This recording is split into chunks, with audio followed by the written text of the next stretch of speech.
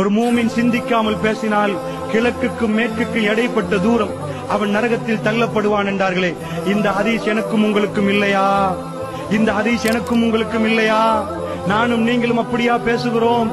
அல்லாஹ்வுடைய தூதர் ஸல்லல்லாஹு அலைஹி வஸல்லம் மிராஜுடைய பயணத்தில் சொன்னார்களே, கேட்டார்கள், செம்பாலான நேங்களால் சிலர்கள் தம்முடைய மார்புகளை எல்லாம் அந்த அளவுக்கு கீறி கீறி எடுத்துக் கொண்டிருந்தார்கள்.